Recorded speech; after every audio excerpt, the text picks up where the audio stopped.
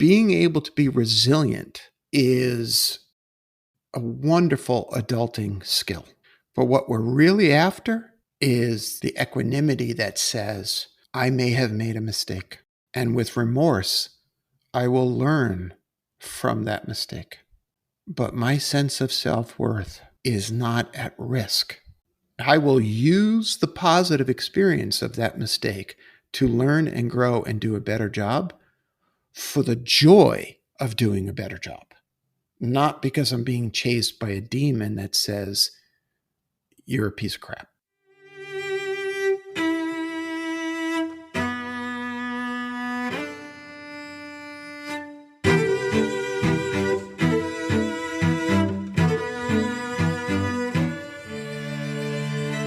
Welcome to The Knowledge Project, a podcast about mastering the best of what other people have already figured out so you can apply their insights to your life.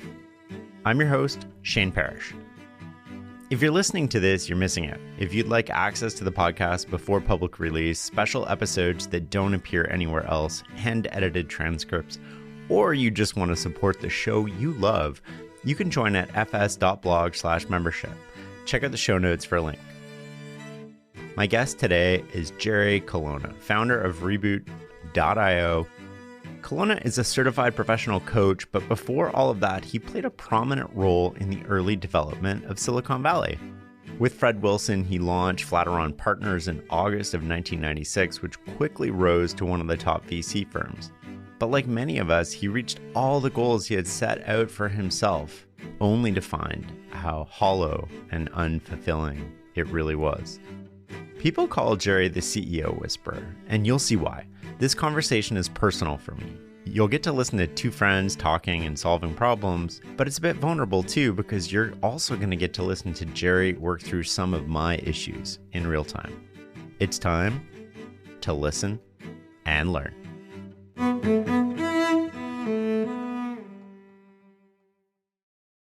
You were a great VC. You became rich, you accomplished all of your goals that you thought you wanted, and yet you wanted to kill yourself. You felt hollow inside.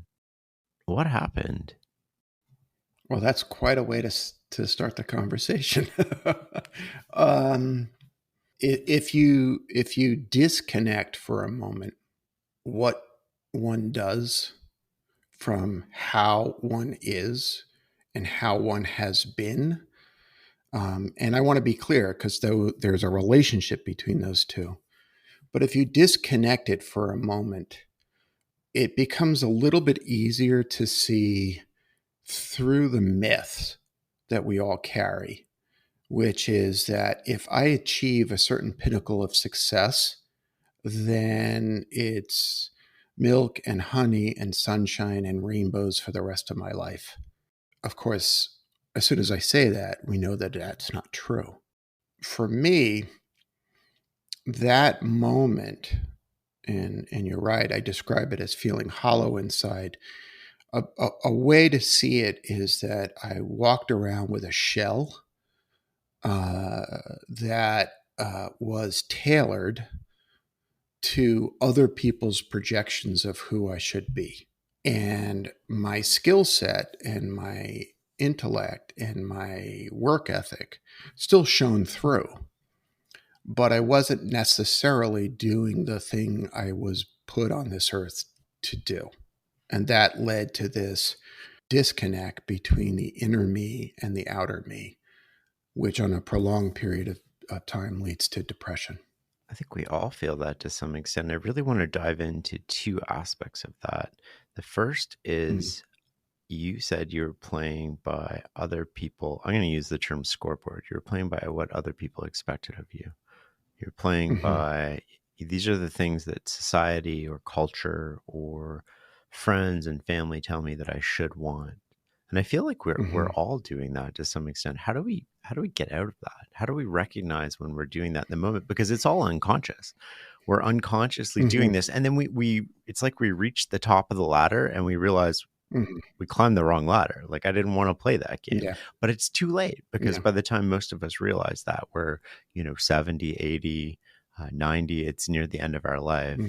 how do we switch out of that zone so that we can recognize, am I doing this consciously because I want to do it, or am I doing it because other people want me to do it? Okay, so the first thing I want to say is that it's never too late. And I think that that's a really important message. You know, the Buddha had a teaching which basically goes like this. If you sit down to meditate with the intention of meditating for 20 minutes and spend 19 minutes wool gathering, but in the last minute wake up, congratulations, you had a wonderful meditation session. So even at 70 or 80, it's not too late. And that's a really important message because part of the myth is that it's always too late. Oh, it's not, I'm 19 years old, it's too late. I'm 30 years old, it's too late. I'm 50 years old, it's too late. It's not too late. It's not too late to wake up, to realize for the pursuit of love, safety, and belonging, we shape ourselves. We shape shift ourselves, kind of like a Marvel superhero, to fit the expectations of others. The forces at work are insidious and relentless and ubiquitous. One can make the argument that the real purpose of life boils down to discovering who you really are and living into that. And then you inject a little bit of kindness into that, and then we have a fully actualized person. I know that was a long-winded answer. I just want to put a pin in the fact that you also asked, how do we get there? And that's a different question.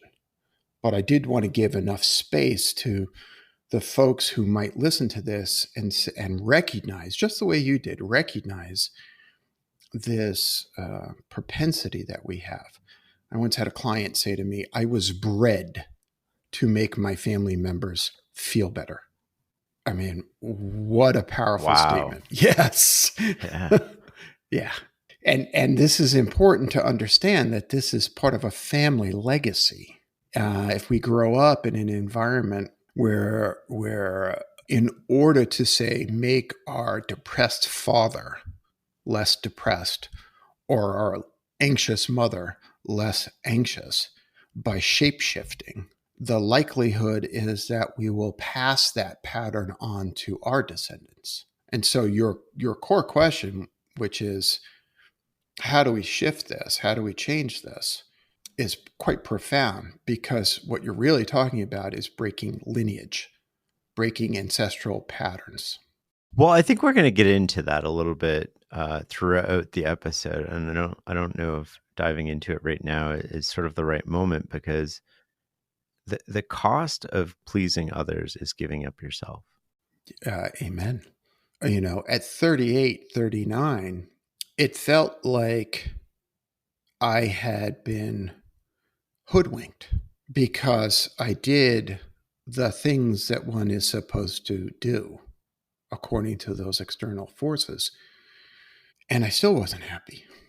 I felt hoodwinked. I felt tricked. I felt like I'd been sold a bill of goods. And to be clear, it wasn't purposeful. It wasn't like, hey, let's screw with this guy's head. It was a function of the way that families operate, the way societies operate, that creates this phenomena of shape shifting the person away from who they were born to be. I think that's really powerful in terms of understanding where we start to go astray. I think one of the other things that I wanted to dive into that you mentioned in the opening answer was the relationship we have between work and identity. Mm-hmm. Why do we get caught up thinking that our job or our title is who we are? And then when that gets taken away, or we're not as successful as we want to be, somehow we feel less than we should feel. And I would imagine this is especially true for entrepreneurs and founders, um, where you're just expected to keep going and keep growing and push and struggle and endure. And then when you leave and walk away, for your whole life you've been, I am the CEO of X, I am the founder of Y, and Mhm. then all of a sudden you're left with, I'm just a person, and there's a sense of loss. You asked, why is it that we attach our sense of self to an externality? Once you begin to see that pattern, you can see the roots of it. It might happen in school, and it might happen even in our family system dynamic where I am the peacemaking youngest child. I am the one who has been early parentified, or I am the student who gets A's, or I am the athlete, right? And so what happens is very early on, we start to attach our sense of self to that. And in a way, all of the struggle is a struggle to free that sense of Mm, self, that identity, from all the different mechanisms. And I think what happens is that we get to around midlife, which is where I was, the system starts to break down and it's no longer sufficient. One of the most important ways to unpack the unconscious structures is to ask ourselves, what is the benefit? So, for example, Shane, I'm imagining you can relate to this structure. Do you have your own story of outsourcing your identity and sense of self worth onto something else? Do you have that? yeah. And what was it? Just so I have some context. Well, sort of, I get wrapped up in this, right? Like I am Farnham Street. I am a podcast host. Yeah. So, what is the benefit to you for me to see you not as Shane, the just the nice guy who's struggling to balance good and bad behavior and just trying to be a human being? What is the benefit to you for me to see you as Farnham Street? It's almost like an alter ego, right? Like it's almost like a different persona, and that can be good and bad, I would imagine. And But what's the benefit to you to having, say, me have a positive view of you, through me personally, or through me as like Farnham Street? you as Farnham Street? Because it's a protective shield, There right? you So go. it's like you can have a positive view of Farnham Street, but it also protects me from all the negative reviews and all of the people who don't have a positive view of it. So it's sort of like, I wouldn't say an alter ego, but it allows me to protect myself and have this shield around me. Right. So you go to the head of the class, right? Why would I attach my sense of self to Farnham Street, for example? Well, Yeah. because it's a protective move, Mm-hmm. right? And so the benefit to you, and you learn this as a child, you learn this as a skill as a child. The benefit to you, more often than not, if you go back to the construct that I've written about in Reboot, my first book, is love, safety, and belonging. Right? The benefit is if I shapeshift, I'm going to feel loved. Mm-hmm. I'm not going to get kicked out of the family or, Mm-hmm. extent. In this case, it might be the community, and I'm going to feel safe. Now, it's really important to understand that the mechanisms we're talking about, more often than not, were created to keep you safe.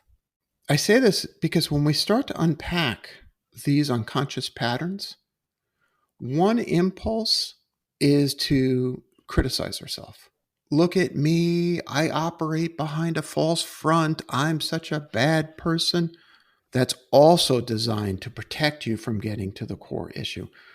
The real benefit of being curious about these structures goes to the heart of the question that you asked before. which is how do I transform this? Because until you see it, until you see that there's a benefit to you, let me give you an example. I was working with a woman who's a CEO of a small company last week. We were at an offsite, a retreat. She has 15 employees, and she was talking about one of the, how the employees just drive her crazy, and nobody works as hard as she does, and what's the problem here, and all this. And I said, well, who hired them? And she smiled just the way you did, and she's like, oh, well, yeah. I said, okay, so you're in charge. Yes, and I can't stand it. I said, yeah, but what's the benefit to you for being in charge?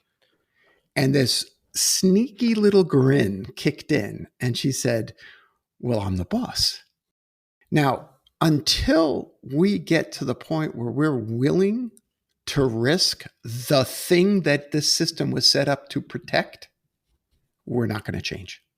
See, it was really important to me to be perceived as a financial wizard, as a really successful VC. It was really important because it overcame decades of a sense of poverty that I grew up with. I had to be willing to be poor in order to be free. Does that make any sense?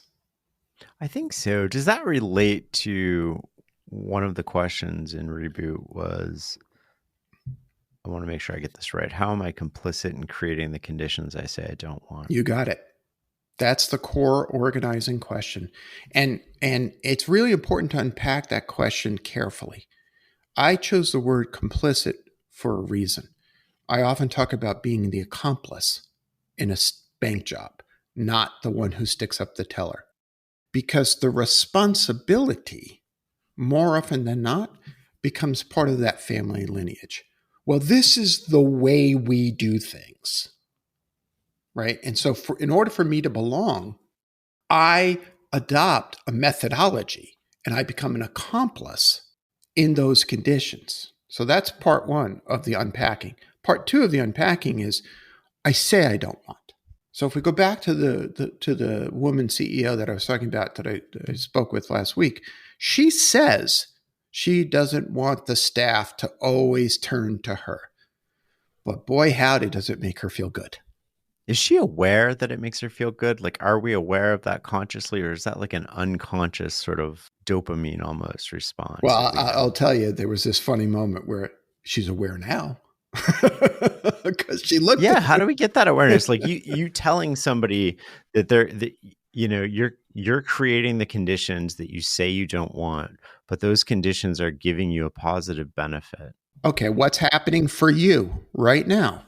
Because we started making the connection between your identity and Farnham Street. What's the benefit what's the downside? Let's talk about that for a moment. How anxious do you get if a podcast guest doesn't show up or a conversation doesn't go well? Or how anxious do you get? Oh, I don't get anxious about that. I think I get anxious maybe about, I think one of my big fears is like disappointing people. Like I don't want to disappoint people. And what would happen if you disappoint them? I would feel like I let them down. So what? So you let them down. What's the risk? I don't like feeling like I let somebody down. Like I don't like feeling I wasted somebody's time or. Okay. So do you hear the little voice in your head that says, Shane, come on, you wasted my time. Yeah. Now notice the feelings. Feelings might be shame, really powerful feeling, might be guilt. And without unpacking it so deeply as that it feels like a therapy session, right? How old are those feelings? As long as I can remember. There you go. Now let's name a truth, okay? As a bunch of protoplasm in embryo, in uterus, you didn't have shame. So somewhere between conception and today, you learned to feel shame if you wasted someone's time. Now, you asked, how unconscious is this? We just spent 3 minutes on this issue. So it's not as deeply unconscious as we think it is, but it's not common that we talk about it. What is more common is you might say to your team on the podcast, you might get nervous about whether or not it was a good episode, and I don't want the listener to feel that they wasted time, and they could sense what's going on around you. Family members might respond to it. And then all of a sudden, you, as someone who holds power within your organization, are starting to impact the psychological safety of those around you, because you're not really talking about what's going on. What's really going on is, God, I would feel so ashamed if all the effort that went into this episode and listeners sat there and said, oh, what a waste of time. I can't believe this guy. I mean, he used to be good, but he's gone off the rails here. Right? Right? That totally is a loop in my head. Yeah. Right. That song is on repeat a lot. Yeah. See, now what you're doing with a little laughter and a little levity is starting to release yourself from the grip of it. Now imagine every time that loop starts to play, you get to blow it a kiss. Because here's the truth. People don't listen to a podcast like this for one episode. They develop a relationship with you. And through your skillful questioning, they come to understand people. And you make their lives a little bit better. Not every book we write, not every song we write, not every painting we do is going to move people in exactly the same way. But that doesn't mean you failed. So it's interesting when you say that. My typical reaction, including right now, my default, if you will, is I don't hear any of that. None of those positive things. They're not like in my head. They just go in one ear and out the other. There's no sticking. So it's a little Teflon. Yeah, but negative. Oh, like those stick. Why do I remember those so much more, or those feelings? And sometimes they're super positive. I want to preface this with sometimes they're motivating and they drive me and they give me energy. And I don't think it's a bad energy, but maybe it is in talking with you. Like there was this time a comment on the New York Times profile that they wrote on me. And it literally, I framed it and I put it in the office and it was like, this guy's enjoying his 15 minutes of fame. And it drove me to be better and to work harder and to pursue more of what I was doing in a way that I thought was healthy, but maybe it's not. Well, just for this conversation, let's put aside the discussion of whether it's positive or negative. Okay. Because I want to really unpack it. So we've been talking about what a psychologist would call the secondary benefit. What is the benefit of a particular behavior? Okay. So in this case, you've got a Teflon coating inside. And so when a positive statement comes in, like, a fried egg, it just slips right off the bottom of the pan. It cannot stick. All right. What is the benefit of not being able to hear positive praise? What's the benefit to you? Because you just touched a little bit on it. I don't know. I don't know if I see it because what the benefit to me of not hearing it would be it serves no purpose. I don't need positive reinforcement. I want to know what I'm doing that I can do better. So that you can do better. Yeah. But the positive offers no sort of like what I can do better. Maybe, I don't know. Like I'm just thinking out loud here. I've never actually explored these questions yet. Well, and I feel honored that you're allowing me to explore these questions with you, because we're backing our way into some of the answers to some of the questions that you have, which is how does this start to get unpacked? You said to me that you framed that snarky comment, he's enjoying his 15 minutes of fame. And you use it as motivation.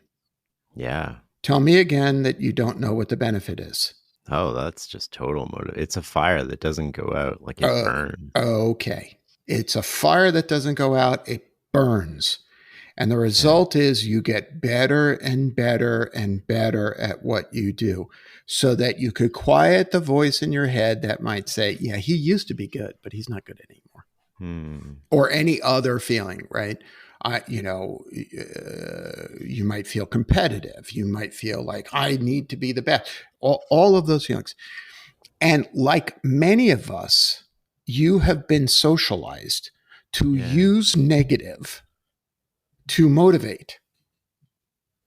Do we get socialized, or is that like inherent? Because I can remember doing this as a child from the time I was like Well, 5 or 6. okay, so Like, now we get to the nature versus nurture question, yeah. which I'm not really sure. Okay. But I will tell you, it's really hard for me to imagine when I picture a little baby Yeah. sitting Yeah. there saying, I'm going to not poop. I'm like making these decisions. Now, is there an evolutionary benefit to this kind of thinking? Possibly. Possibly.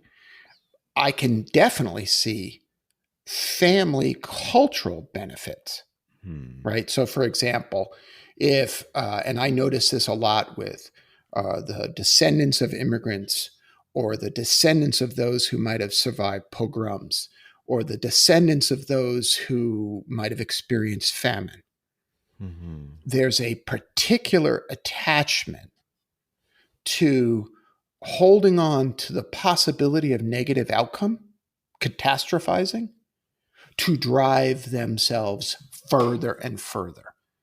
Because in the psychological construct of the being, if you relax, then fill in the blank.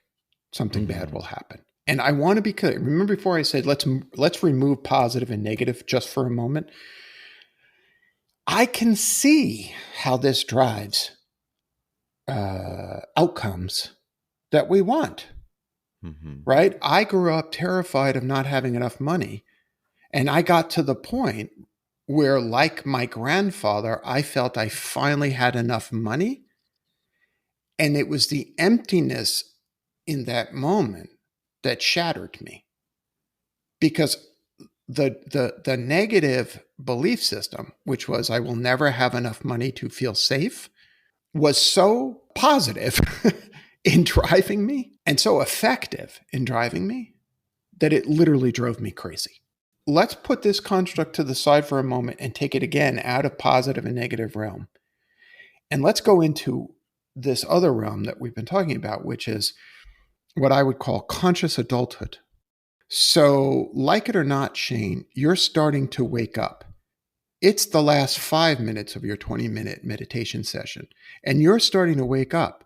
And you're sitting there going, there's a cost associated with not hearing the positive, isn't there? Yeah. What's the cost to you of not being able to take in the positive? Well, all the benefits, right? Like knowing that I help people and knowing that I impact people and feeling like I'm doing something meaningful and rewarding and offering something into the world that people resonate with. Okay, I want you to hold that thought. And let's imagine, forgive me, I can't tell. How old are you? 44. Okay, let's imagine you're 84. And on your deathbed, you are still unable to take in the positives of your life. But boy, you were really driven by those negatives. Hmm. How does that feel? Feels pretty hollow, I would imagine. What word? Hollow. Say that again. Hollow. You see what I'm talking about? Yeah, it's like you worked your whole life and you got to this place that similar to you, right? Like you got to this place and you help people but you didn't appreciate or like you didn't feel like you did. You didn't have any of the rewards of doing that, I guess. The internal rewards, not the external rewards. The intrinsic sense of self-worth. There's an aspect to that of like forgiving yourself, right? For Yes. your mistakes, for your flaws, for your slip ups, for your. How do we do that? Like, how do we learn to forgive ourselves? Notice when I said, what is the benefit? And I moved away from the impulse, which is to see the benefit we're seeking as something negative. Mm, Oh, I'm just trying to feel safe. yeah. Now, if we can project into little munchkins in our lives, rugrats, people that we love who are just kids, and we see them struggling, Hmm. what is it we want them to feel about themselves? We want to help them. want to take away that, like, I think of my kids, right? My intuition, which I often have to consciously overrule, but my first gut instinct is to like jump in to save them, to make things easy for them. And I would imagine that a lot of people are like that. Yeah, snow plowing, just, Yeah. clearing the road. But the feeling, I think, how old are your kids? 13 and 14. God bless, preteen, teen years. Two boys. So yeah, yeah. Self-esteem really challenged. Yeah. Really, really challenged. And what is it that you want them to feel about themselves when they're 45? Oh, resiliency, right? Like I want them to be able to handle all the ups and downs of life and feel good about themselves. And feel good about themselves. Yeah. When we're stuck in this mode of using the negative to motivate ourselves, it's really, really hard to let go of the negative and forgive ourselves. We would like your sons at 46 and 44, respectively, to have the resilience to be motivated to do good in the world, to do good work in the world, to be a positive force. But when they fail or when they disappoint, for them not to see themselves as a piece of crap, but to be able to take in the joy of good work without being devastated by failure. Psychologically, emotionally, psychically devastated. Now we want this for them. Can you feel that for Yeah, them? totally. Okay, so here's the unlock. You have to do that for yourself first, because the Teflon rejection of the negative that motivates you, they're learning every day. These are one of the unconscious rules that we pass down to our kids that we get as kids as That's right. well, that hold us back or hold us in That's right. place. That's right. Because what do they want more than anything else in the world other than pleasing their parents? I'm going to be just like him. Or for those of us with negative situations, I'm going to be anything but that person. I think that's in part where I come from, right? Anything but there was a person in my life. I don't want to get into too many details, but anything but that person. But notice the positive and negative, positive and negative. We talk about resilience. I often talk about equanimity, and equanimity as the real goal. That resilience is the path. Being able to be resilient against the forces is a wonderful adulting skill. But what we're really after is the equanimity that says, I may have made a mistake and I regret making that mistake. And with remorse, I will learn from that mistake.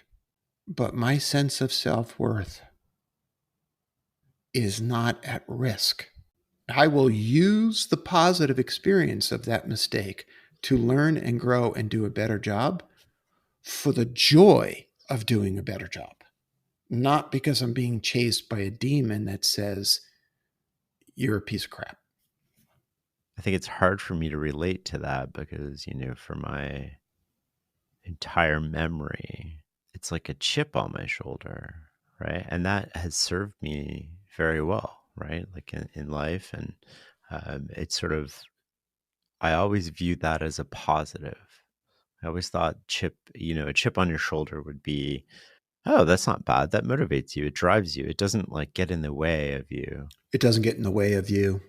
Yeah, but like it doesn't get in there. Like it can cause you paralysis, right? Like it can also just cause you to do nothing. So I think chips on shoulders tend to go in two different ways, right? They tend to end up being like Tom Brady, or they tend to end up being people who struggle through life and blame it, they're a victim, and sort of blame it on those circumstances. That's the fear.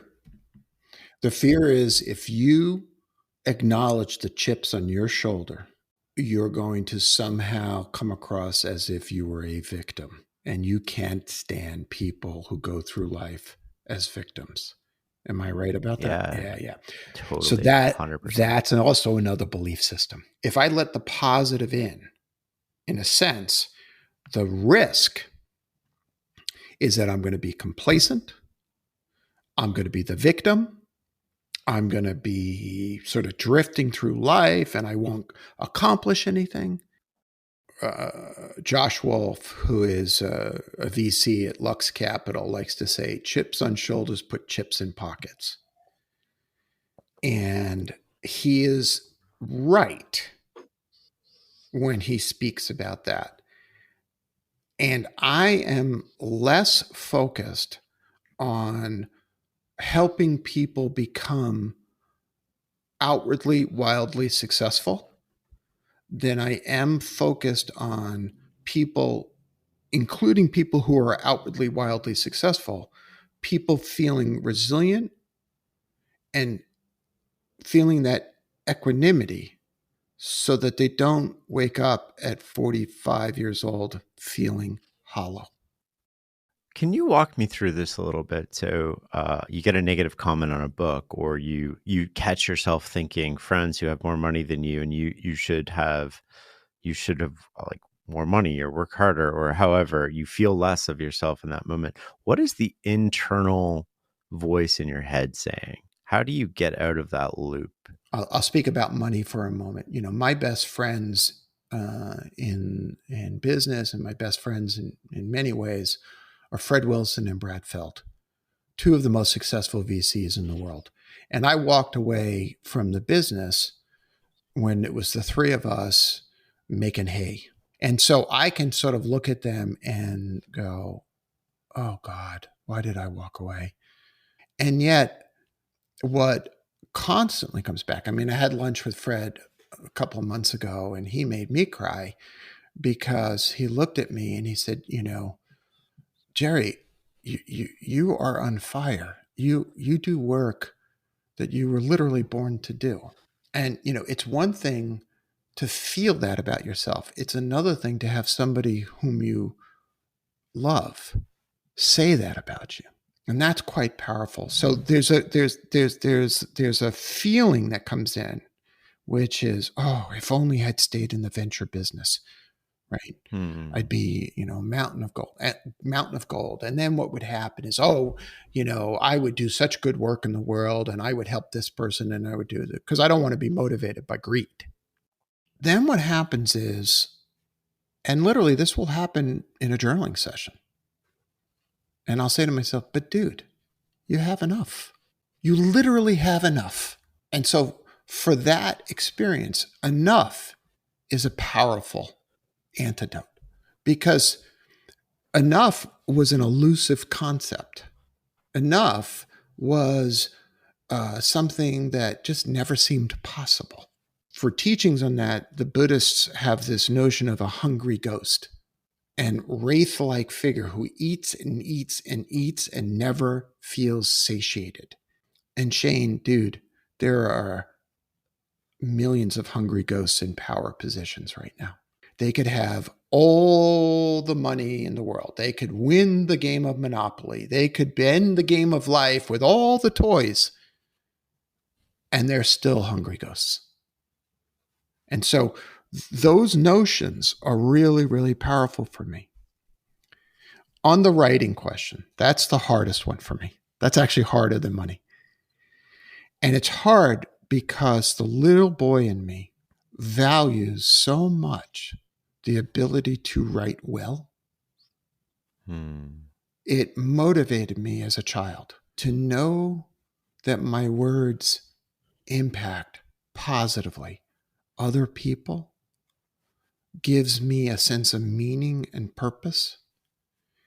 And so if I hear a negative comment, it can be really hard. And, you know, you're a creative. As a creative, you put yourself out there and you wonder, oh, how are people going to react? What I have learned over time is to lean into that edge and ask myself, am I proud of what I've written? And so if I can get to a point where I feel proud, there's a liberation that comes from that. I want to go back to the word enough. I think that's a really important word that people struggle with, because it goes back to what we originally talked about in terms of playing by other people's scoreboard. Bigger houses, better cars. We live in a world where Instagram and all these other social media apps feed us the very, very best moments of other people's lives. It used to be we would live on this street in like 1920 and maybe somebody would get a new car, but our comparison group was sort of our neighbors. And, you know, we were socioeconomically pretty close. We were probably politically aligned. You know, we had a lot in common with people, and people got farther ahead together. And now it seems like we can see everybody in the world. We can see the best, most happiest moments of their life, or maybe not happy moments, maybe just the moments they want us to think are happy. It's that persona that they're projecting. That persona, that alter ego, maybe perhaps, but it makes us feel as we don't have enough, and that we should be doing that, or, you know, we should be, why aren't I on vacation now? Why don't I have a new car? Why aren't I flying around in a private jet? How do we learn to come to grips with enough? I think that you hit upon a core motivation that really distorts almost everything that we do. All right. And our children are growing up in a world where they are repeatedly shown a message, which is that they are not enough. And there's a lot in our economic systems that are built on this, right? Advertising activates that. Effective advertising says, you may be great, but you'd be much better if you had this car versus that clunker that you're driving, right? And we know that this is true, right? We have myths and stories that we use to teach parables that try to reinforce the message that just as you are enough. Just as you are enough. And but it is, for all the reasons that we talked about before, the Teflon that exists within inside of you. There is this subtle secondary benefit, which is, if I feel that I am enough, then I will somehow be a complacent slug. Now, again, I'm going to do something unfair. I want you, as a parent, as a father, imagine your two sons never feeling that they are enough. When you say this, what comes to mind is that individually, this is terrible. Collectively, it leads to a lot of progress. Right. So as an individual human, it really sucks. I don't want my kids to ever feel that. But if we zoom out, not feeling enough, not feeling like we have enough, not feeling, it drives us to innovate. It drives us to do new things. It drives us to take risks and chances. And those risks and chances make medical advances. They, you know, send satellites into space. They start electric car company. You know, that feeling also propels society forward. Or am I wrong? Or take over some pre-existing electric car company. Well, I didn't mean that, but like somebody started an electric car company, right? Because they were motivated to do so. I wasn't specifically mentioning Tesla. Yeah. I think that you're partially right. Think of the most brilliant ideas that you've ever had. Think of the eureka moments that people often have. In my experience, those real innovative moments actually occur when the brain is relaxed, when the heart is relaxed. Okay. When we are not terrified that we are not enough. Now, if we know that that's true at the individual basis, what is the expression of that on a communal basis? And the expression of that, I think, is When we feel collectively, whether it's at a country level or a company level, when we can relax into the joy of doing something magnificent, something magical, greater innovation comes. You look at, a classic example of a community coming together, the United States space race. Mm-hmm. Okay. And that was motivated by a lot of fear of not Mm-hmm. being enough and being competitive. For most of what's it been, 50, 60 years, we have balanced both the negative aspects of that. Oh my God, it's a Cold War and we've got to compete with the Soviets, with the positive, reaching for the stars, creating something extraordinary. In fact, I would say what has sustained us is the reach for the stars experience. Robert Browning, the poet, has a wonderful couplet. He says, "Man's reach should exceed his grasp, or else what's a heaven for?" And I think that the counterbalance to using "I'm not enough" as motivation is reaching for heaven. Okay, so I am enough. I don't have to write another book. I'm enough. Mm-hmm. But what if I wrote a book that changed the world? What if I wrote a book that made somebody who's struggling feel a little bit better about themselves? What if I reach for those stars? That's when I think the better angels of our nature come forward. What does that mean, better angels of our nature? Well, remember when we were kids and we'd watch like the Flintstones, Mm-hmm. and Fred Flintstone would have a devil on one shoulder and an angel on the other. Yes. Well, it's actually a phrase from Lincoln in Okay. which he talks about the better angels that exist within us. There are better aspects of our personality. And when we acknowledge the negative self-talk, acknowledge it, thank it for doing its job of keeping us safe, but let it know that you're okay, you're an adult, you got this. You start to give space for the better angels of your nature to come forward and say to you, "Shane, you've accomplished amazing things. You never have to record a great podcast again. Imagine this new conversation that you're going to have that's going to reach out, and someone who's never listened to your podcast before is going to be motivated, and they're going to write to you and they're going to say, dude, you really made me think. And I went back and I listened to old episodes and blah, blah, blah." That's the better angel of your nature. Different source of motivation towards the same sort of goal. It's reaching for the stars. Yeah.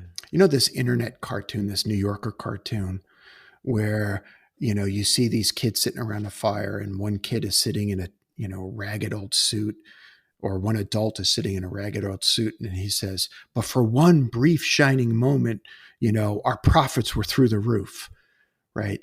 And he's referencing climate change and the crazy state of the world and all of this stuff.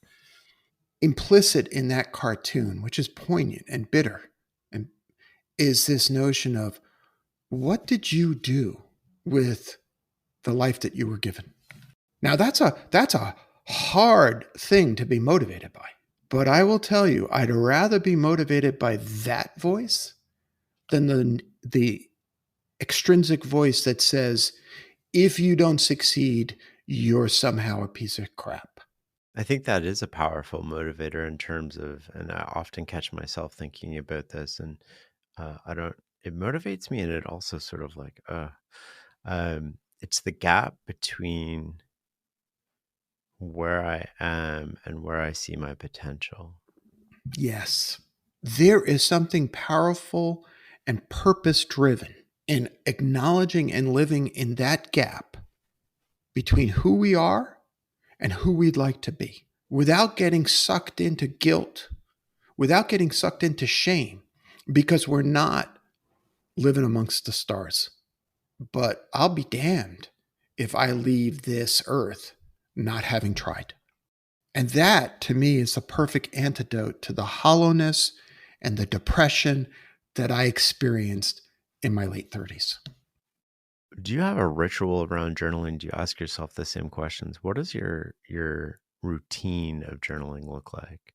And how is it powerful? Well, to be clear, I've been journaling since I was 13, and I turned 60 this year. So journaling is a fundamental part of who I am. What I do is I take stock of myself. I'm tired, or my back is hurting, or like yesterday, I had a wonderful phone call with my sister Anne, and I told her about having visited our home, our childhood home in Brooklyn last weekend. And that brought up all sorts of feelings. And we shared feelings and I wrote about all of that this morning in the journal. And in a way, it's kind of like processing what happened for me. And then it clears the day. And then I meditate. And then I will exercise, right? And that tends to be the ritual. Now, I hesitate because I've often spoken about journaling and morning rituals, and there is a little bit of a tendency in our world right now to place a little too much emphasis on the form. Well, where do you journal? Oh, do you meditate? And I just want to bring people back to the function, because the function is taking a fix on your life. How are you feeling right now? And how is it impacting your life these days? So that we're raising consciousness, so that we're not operating on autopilot. I want you to go deeper on two things there: not operating on autopilot and processing emotions. When you say that, the words, I just sort of understand them. But when I think about what that means, I don't know if I do understand that. What does it mean to process your emotions? And what you're hitting upon, Shane, is the fact that we're not socialized to pay attention to feelings. But feelings have consequences in our life, regardless of whether or not we pay attention to them. For example, you might be feeling afraid of the market going down and you've lost money. And you're carrying that feeling. And you start your day, and then your son comes to you and says, "Dad, I need $20. I'm going on to think, oh, what am I, made of money?" Right? So now what we've just done is asked your child to bear the burden of your anxiety about money, for which he is ill prepared and totally not at fault. Or it could be job related, or it could be the world related, or it could be that you had a fight with your spouse, or it could be, and what ends up happening is this unprocessed stuff spills out and impacts other people, right? You could, without processing it, you could go to the gym and be feeling really like, and you're not paying attention. And then you do a deadlift, and all of a sudden you blow out your back because you're not present. I'm really trying to make pedestrian examples of unprocessed so that we could make sense of what it means. You ask the question, what does it mean to process the feelings? It means to take them down, to examine them, and then to put them back so they don't plague you for the rest of the day. So that you can then be fully present for your colleagues, for your spouse, for your children, so that you can be the adult you want to be. You leave them on the page, you feel them, and that's what you're doing when you're writing them. So you let yourself feel them rather than suppress them. And by feeling them, they sort of dissipate, because there's a natural dissipation to feeling our feelings. And if we suppress them, then they sort of boil over in these weird moments where we overreact to everyday situations, like the child and the $20. You just got it. You just got it. What other morning rituals do you have? Silence is really important for me. It's part of the way that I process. when I was in college, I was so busy. I worked 3 jobs and going to college at the same time. And I didn't take enough time in the morning. And so I would always feel like I was just like running at full steam, full speed. Mm-hmm. And so I'd say, writ large, the larger ritual for me is taking a few hours of just not engaging with the world. I typically wake early, somewhere between 5 and 6, but I don't wake with like, oh, I'm going to be super productive and, drink my bulletproof coffee and, like I don't do any of that stuff. I like this morning when I was meditating, we have a 100+ year old cottonwood tree on our farm. And there's a nice little platform underneath. And so that's where I meditated this morning. And I noticed that I had a particular nuthatch bird come visit, which is relatively rare in our part. And it was kind of neat to listen to its song. So, what's my ritual? Paying attention. I want to come back to a word that has come up a lot in this last hour or so, which is resilience. How do we as parents go about developing that in our kids? And more importantly, I think you're going to turn this around to we have to exemplify it. How do we do that in ourselves? How do we build our resilience? Well, let's start with the goal. Why do you want them to be resilient? What is it that you want for them? To handle the ups and downs of life with equanimity. So, resilience isn't the goal. Equanimity is the goal. Resilience in terms of perseverance and keep going and being able to. Well, what if they keep going on the wrong thing? Okay, so what is resilience and how does it help us? Okay, so resilience without discernment can create stubbornness. Resilience with discernment and skill means being able to apply stick-to-itiveness, perseverance in the right ways. Okay, so you might have a son who wants to play hockey, and the first game he goes to, he does a poor job. Okay, do you force your son to go back on the ice? Or do you help your son understand what's really at play? Well, I feel ashamed because I'm not as good as, well, maybe you can contribute to the team even though you're not as good as Johnny. Or maybe you just enjoy playing hockey, and so you're not going to play for the NHL. That's okay. You see the opportunity to really unpack that. And that creates what I think is the resilience that extends beyond the individual moment. The realization that things can go not as you planned and you're still okay.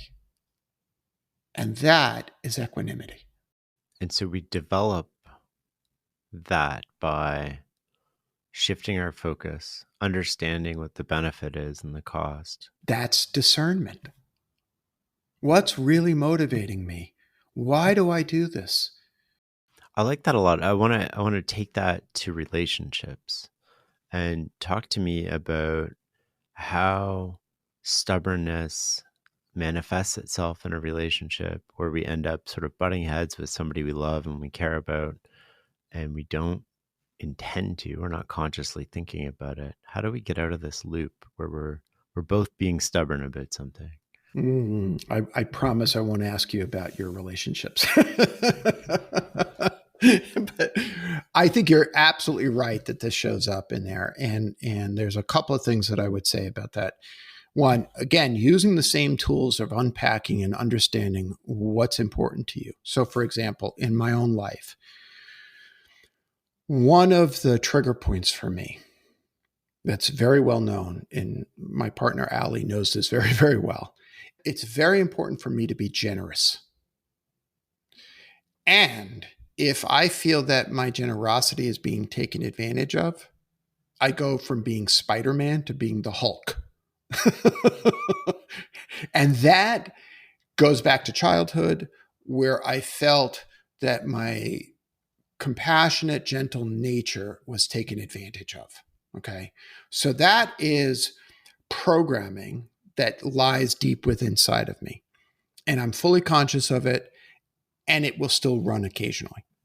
So you asked, how does this discernment show up in good relational skills? One thing that my partner Allie and I practice that is very, very helpful, and this is a line that comes from Brene Brown, and it's simply the story that I'm telling myself. So imagine Hulk in me gets triggered. With discernment, with the self-knowledge, with what I call radical self-inquiry, I know that that Hulk lives within me. Mm-hmm. And rather than naming that with shame, which I used to, oh, you're right, oh, it's terrible, I've welcomed in that part of me and understand that that part of me shows up so that I don't feel taken advantage of, so that I feel safe. I now layer in a new line, which is, okay, the story I'm telling myself is that you're about to take advantage of me. The concomitant reaction, the supporting reaction from Allie will be, she'll look at me and she'll say, if you don't want to do this, you don't have to do this. I'm not manipulating you.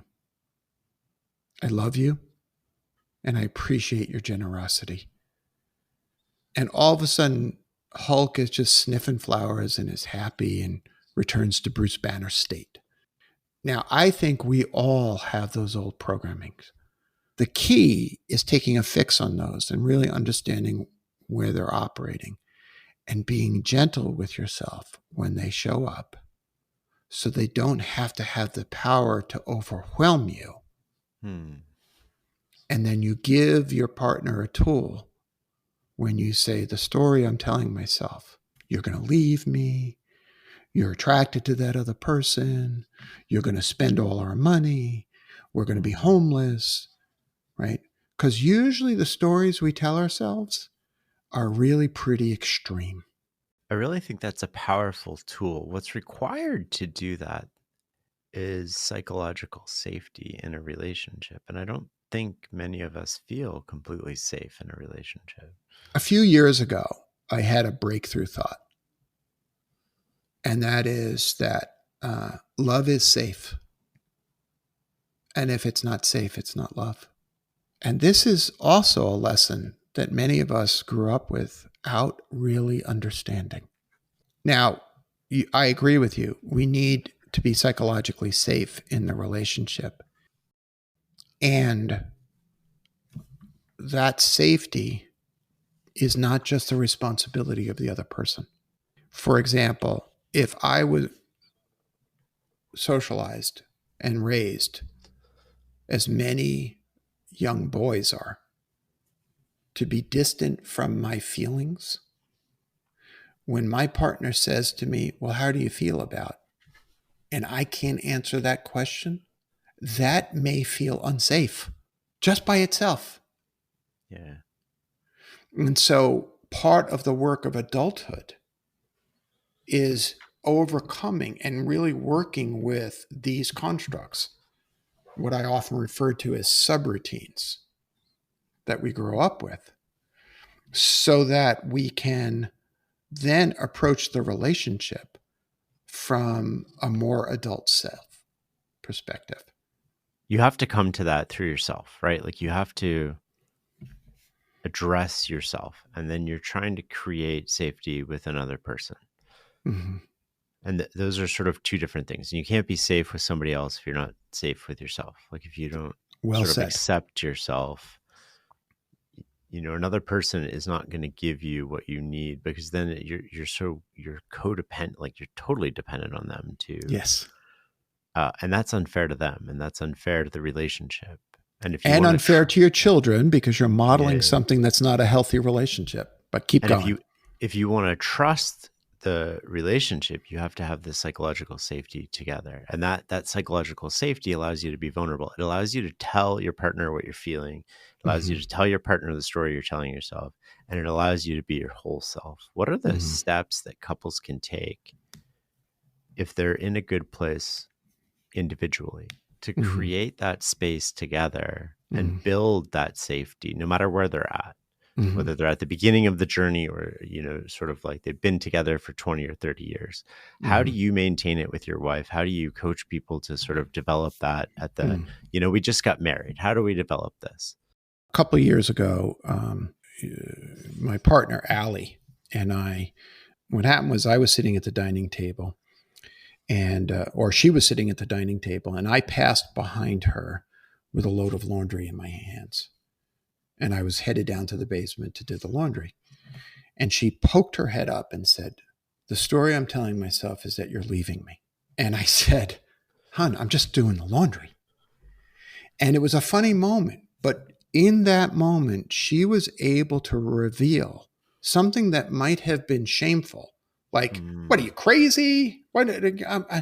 She just named the feeling that came up for her because part of her old trigger is being abandoned. I'll turn it around and I'll tell a story about myself.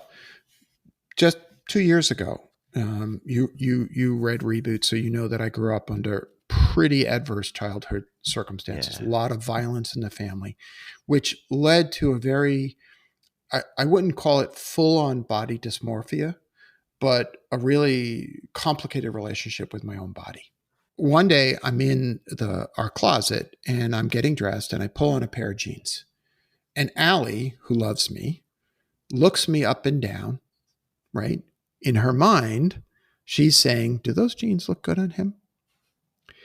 And what triggered in me was shame. It was like a lightning bolt. It went right back to childhood and all sorts of negative experiences I had as a child. Now, I had a moment, I had a choice. My response was going to be Hulk like, and it was going to be, "What's the matter with you?" What? And she would have said, totally unsafe, "What the hell's going on? This guy's a crazy man." But instead, I put my hand on my heart and I said, "Whew," I just went right back to childhood. You did nothing wrong. I'm 60. It took me a long time to develop that skill. But I will tell you that when we can live our life with that kind of discernment, Mm-hmm. we can create our own psychologically safe moments. So, what could have been a really difficult conversation became an opportunity to bond even more. This is hard. I know anybody who's listening to this is saying this is really hard, but I will tell you it's not impossible. Do you think a lot of people are scared to be vulnerable because deep down they don't think they're lovable? If somebody saw all of them, they wouldn't be. That's the lesson I learned as a child. Yeah. And more than anything, they probably inherited that belief system from one or both of their parents or caregivers. And they, in turn, probably inherited it, and so on, and so on, and so on, and so on. The question for all of us is, what do we want to pass on? What is the lineage we would like to leave? Whether we're talking about the planet, or we're talking about society, or we're talking about our internal family dynamics, what do you want to leave your descendants? When I think about that as purpose, it overcomes all of that mishigas, good Yiddish word, foolishness that says, "Oh, you didn't do enough. You didn't make enough money. You Mm-hmm. didn't have enough success. Mm-hmm. Your book's not a bestseller." Mm-hmm. Whatever it is, the story you tell yourself, enough. We use the word discernment a lot, and we've used that in sort of like the context of, uh, choosing and that's part of being an adult, but also part of being an adult, which we haven't talked about, that involves discernment, is the people you surround yourself with, your friends. And why do we keep people in our lives that bring us down or that we know aren't right, but we're scared to detach and let go? And how do we change this? Well, I think you just answered your own question. We're scared to detach and let go, right? Because the first question I was going to, when we look at patterns in our lives and maintaining relationships that are not good for us is a good example of a pattern. Right. I remember working with a client who was complaining to me about her boss, and her boss's name was John. And one day I said, wait, wasn't your last boss named John? She goes, yeah. And the boss before that, wasn't he named John? Yeah. What's your father's name? John. um, when we look at those patterns, it is so useful to ask ourselves, without inducing shame or blame, what is the benefit? Why do I keep this relationship going when they hurt me? It's like what we need to develop is a kind of, body hacking device that tells us, don't do that. You do that and you see this friend and all you feel is terrible about yourself. A, why do you persist in seeing this friend? And B, what is it about the relationship with this friend that makes you feel bad about yourself? You see that discernment coming in again? That what I call that radical self-inquiry. We go see that friend that makes us feel bad, and then we come home and we feel bad and we take it out on our spouse. We don't ask the question, why did I go in the first place? Like I asked that CEO, well, who hired all these people who can't make a decision on their own? And what was the benefit to you? What do I get out of this? No matter how much shame the answer produces.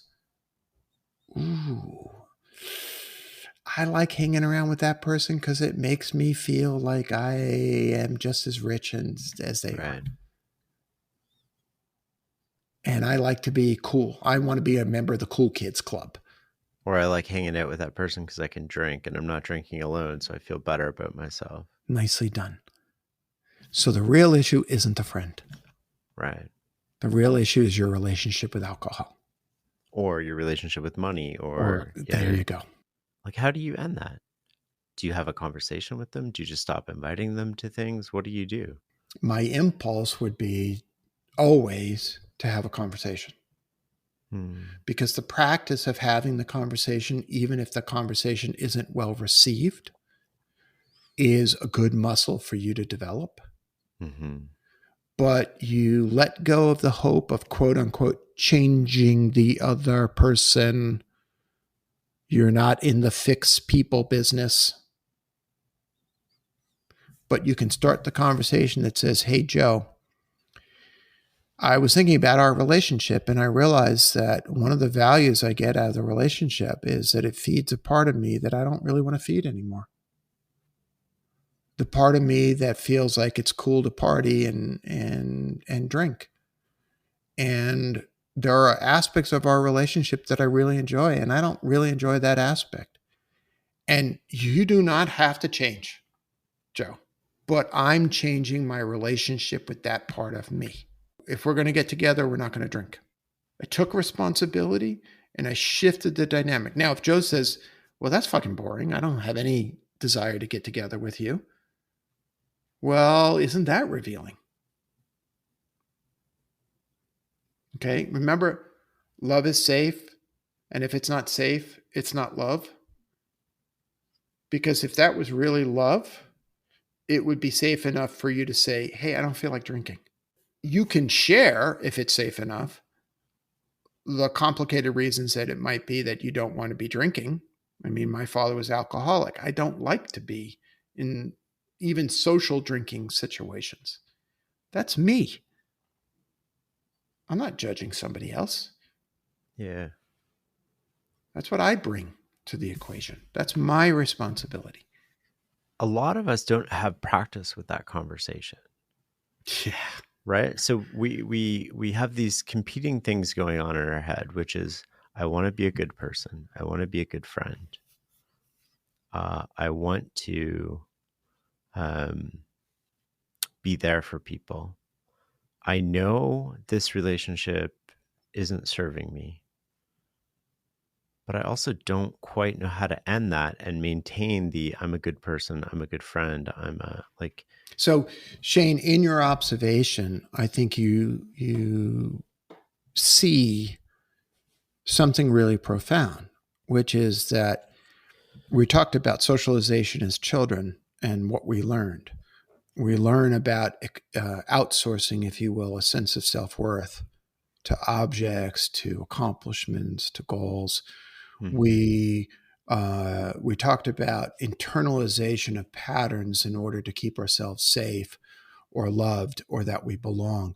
We talked about inheriting certain patterns. Now you're talking about the fact that we tend not to teach our children how to speak Mhm. in a way that is life giving and life Oh, affirming, totally. Yeah. right? And then we wonder why relationships struggle. We Mm. wonder why we have toxic workplaces. Mhm. Well, because we give power to people who don't know how to use their words. Think about our kids when they're kids. We don't hit, we use our words, but we don't teach them how to use their words. And for many folks, especially folks socialized as men, as boys, we don't even give them the words for their feelings. 100%. Oh, you're angry. Oh, that's the word. Oh, you're sad. Oh, that's the word. We just feel the violence, the physical, and oh, you're crying? I'll give you something to cry about. Rather than creating these conditions where we raise humans who can say, oh, the story I'm telling myself is that you're going to leave me. Or this relationship isn't working for me. And it's not because you're a bad person or I'm a bad person, but because this relationship isn't working for me. For all sorts of reasons that I can now name because I have words. I think that's powerful, but we don't get taught that. I'm just speaking of myself. I mean, maybe other people do, but like nobody's sort of modeled how to end a relationship. Nobody's sort of modeled how to have a difficult conversation with a friend. Nobody's sort of modeled. In fact, it was just the opposite, right? It was like you avoid difficult conversations. You don't have them. And I think that the teenage boy thing is like you become an asshole until the woman breaks up with you. Exactly. We have two choices, basically, that we present, mostly males of the species, but a lot of folks. Say nothing and passive aggressively act out Mm-hmm. until you can't take it anymore and you active aggressively act out. And we have these two choices. Okay. And there's a whole range of human experience in between that is bypassed, right? We don't teach children to say, I'm scared. Mm-hmm. Or that we allow it until a certain age. And then our expectation is somehow they're going to self soothe their way from fears. There is no moment in time where we say, I'm done, fully realized adult. Maybe the Buddha is, maybe the Dalai Lama is, but I don't know many people who are totally free of these things. But the practice of growing up, the practice of becoming the adult that we want to be, Mm-hmm. you want to know a secret? Shane, it's fucking glorious. Yeah. Because every day, a little bit better. Every day, just feeling a little bit better. And I don't pretend that I have it all right. I don't. Mm-hmm. Far from it. But it's like after years and years and years of sitting on the meditation cushion, 18 years now, I'm finally understanding what it means to meditate. I'm finally internalizing what discernment really looks like. I'm really happy for you. I think that's what I'm feeling right now. One thing I would be remiss if we don't talk about, because I found it super helpful, and I'd love for you to explain people, is OFNR. This is a foundational component of something called nonviolent communications, NVC. And that was first promulgated by Marshall Rosenberg. My interpretation is not 100% in compliance with traditional NVC training. But you're right to make the link between OFNR and what we're doing here. So OFNR is an acronym. And the letters stand for 4 words: observation, feeling, need, and request. And if we want to think about it, we can think about it this way. This is discernment in action. Mm-hmm. And this is self-responsibility in action.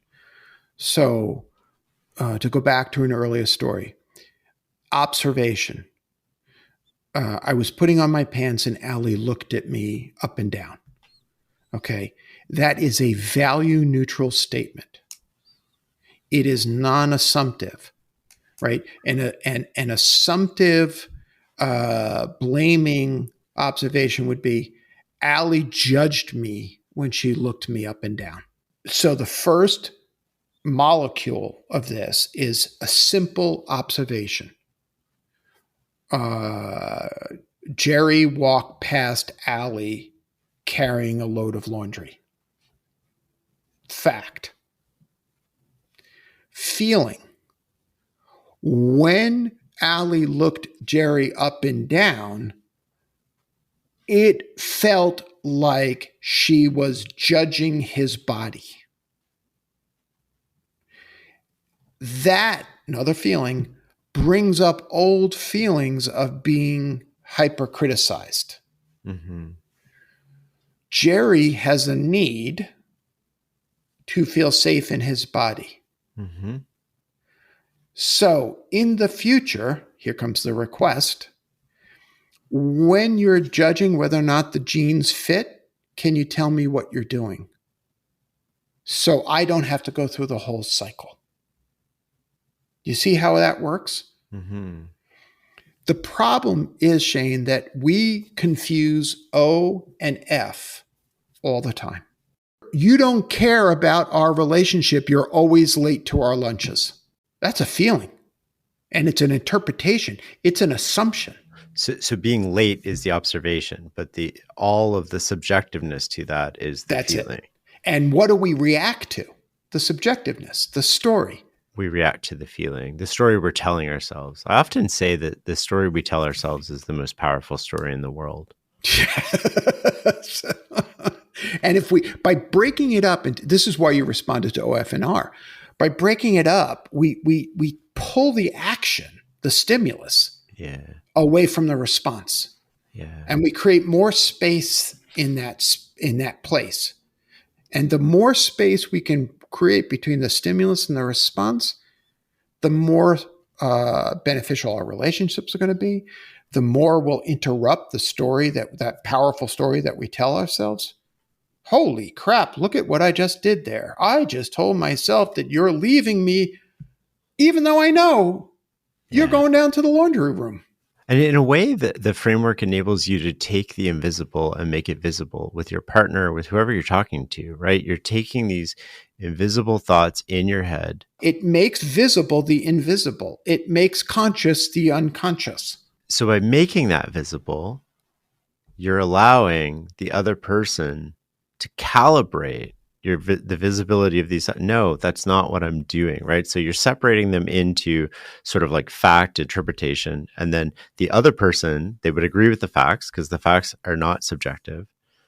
But the feeling, which is the subjective part, by making it visible, you're allowing the other person to be like, no, they're calibrating sort of, or they're giving you feedback on that feeling, which is like, you're responsible for your feelings, but they can tell you their intent and their sort of what they were. You're absolutely right. And what do you do for yourself when you do that, when you separate that? Because you went to what you're doing to the other person and how it allows them to calibrate. What are you doing for yourself? Well, you're allowing yourself to distinguish between feeling and observation, which then interrupts that story making that we do. Well, it allows you to go from reacting without reasoning, which is very animal, which is what we are. We are animals, right? So we do tend to react without reasoning. In certain situations, we get triggered, right? Especially when it comes to identity or territory or how we see ourselves or ego or safety. And you're creating that pause between stimulus and response when you do it, and you're allowing your sort of self to take a double take or a step on that. Yeah, I mean, I often visualize it as the prefrontal cortex grabs the wheel away from the amygdala, right? Yeah. And it's like, oh wait, my adult brain kicks in because I separated stimulus and response. And I can see how the more power I have, maybe the greater responsibility I have to do that, right? Let's take it up to level. Imagine a president with nuclear power operating on the merged observation and feeling.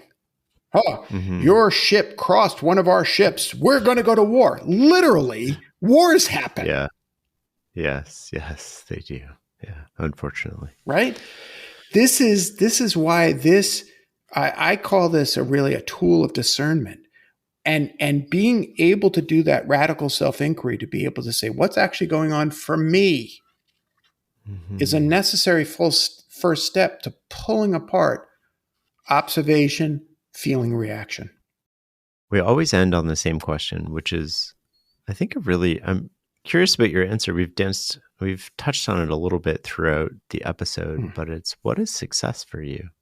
It's really, really hard at this stage in my life to disconnect the notion of success from equanimity. If what did I do yesterday? We have 2 fountains on our property around the house, and one kept shorting out. And I went to Home Depot and I got a new plug, and I found the short in the wire, and I rewired that, and I put it all together, and the fountain's now working again without tripping the ground fault interrupt. Why do I tell that story? Because it was so satisfying. And I had a conversation with my son, Sam, that was philosophical in nature. He would love this podcast. And it was so satisfying. And I talked to my sister, Anne, who's got her own struggles right now. And it was so satisfying. And Allie and I watched the latest episode of Alone, season 10, Alone in Saskatchewan. And it was so satisfying. That is a successful life. It's filled with enough. It's filled with love and safety and belonging. Notice what I did not say. The material stuff. Those things are important. But they are the container, not the content. Success for me is content that makes me feel at the end of the day, not bad, dude. You did a pretty good job.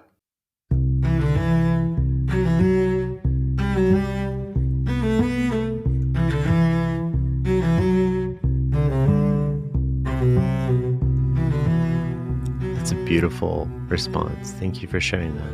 And thank you for the conversation today. This has been one of the most incredible conversations I've ever had on the podcast or not. Well, now you're going to make me blush. Thank you for the work that you do, as well as for the invitation to come on the show. Thanks for listening and learning with us.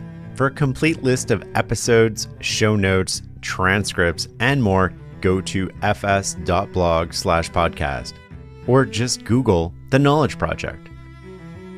The Farnham Street blog is also where you can learn more about my new book, Clear Thinking, Turning Ordinary Moments into Extraordinary Results. It's a transformative guide that hands you the tools to master your fate, sharpen your decision making, and set yourself up for unparalleled success. Learn more at fs.blog/clear. Until next time.